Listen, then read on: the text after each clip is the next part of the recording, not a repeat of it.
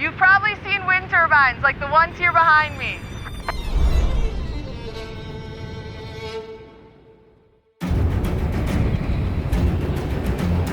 These massive machines capture one of nature's most powerful forces, wind.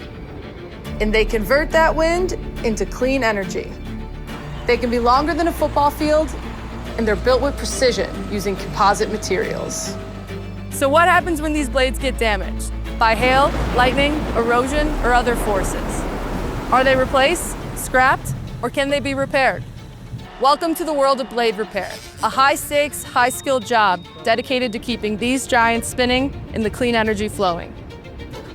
I'm Allie Howard with Composites One, and in this video, we'll be going behind the scenes with Coastal Composites and Blade Repair Academy to see how blade repair is done in the field and to get a taste of what these technicians face every day.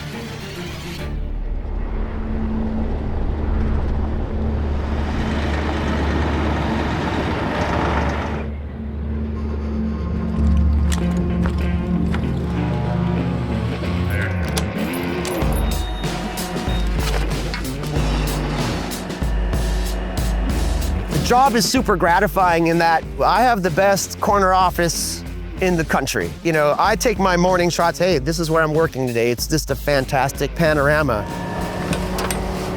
Beautiful. And there's a set of tasks that need to be done, and it's up to me to get them done. And at the end of the day, I'm working with my hands, and it's part art, part science, part figure it out. You feel really good about the contribution you made to get these turbines spinning again.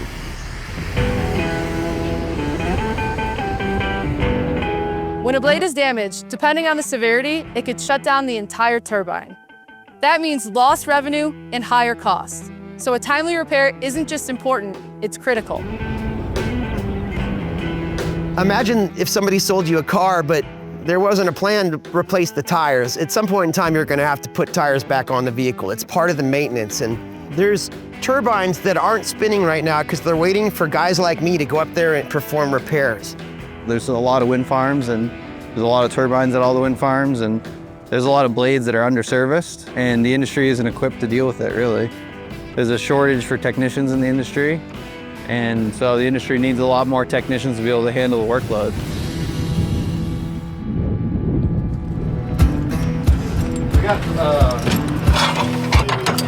It is a lot of work. It's a lot of hours every week, and usually your days off are bad weather days. What about lightning? What are you seeing? Yeah, I'm not seeing anything in the distance. The radar's showing clear for now.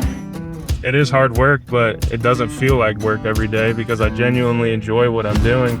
And I just wish I would have found the industry sooner, really. We just hired a kid straight out of high school. Could you imagine being 19 and you're gonna be making $100,000+ a year?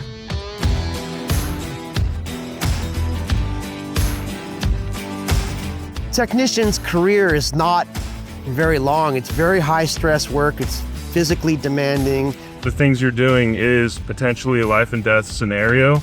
You gotta be your brother's keeper. If someone gets stuck on rope, it's up to you to get that person back down to the ground. Because realistically, there might not be anyone else who's capable of doing that within 100 miles. An average span somebody's gonna spend doing this work is about 5 years. And unfortunately, it takes 3, 4, 5 years to figure it out. And so a lot of the tribal wisdom leaves the industry. And they don't move up into management, they just leave and go do something else.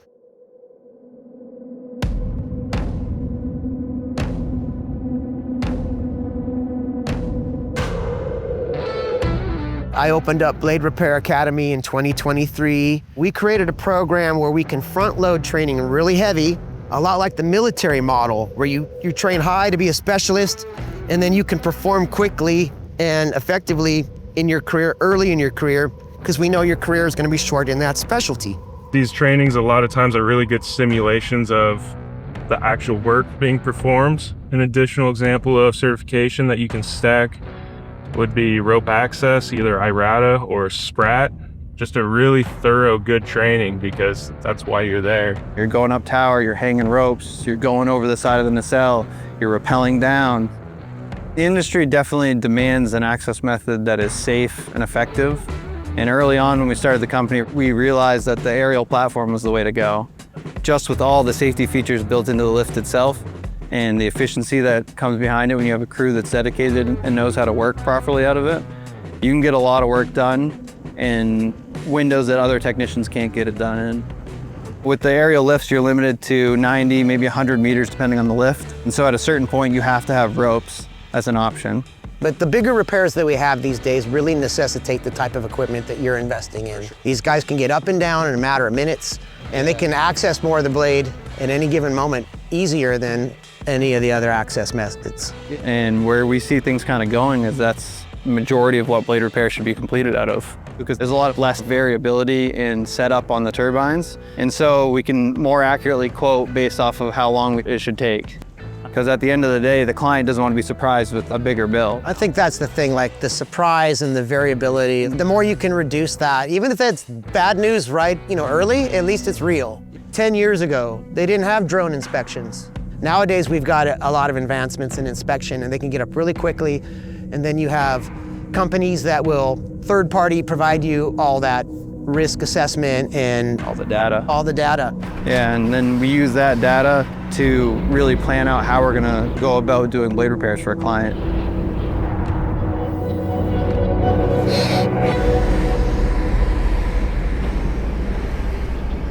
You got in a cell that weighs thousands and thousands of pounds suspended on basically a pop can that's 300 foot tall. When you think about it, it's just insane. So every day is an adventure. That's why I'm here. Do things and see things that only 1% of the population get to experience. And then to get paid for it, it's a pretty good gig.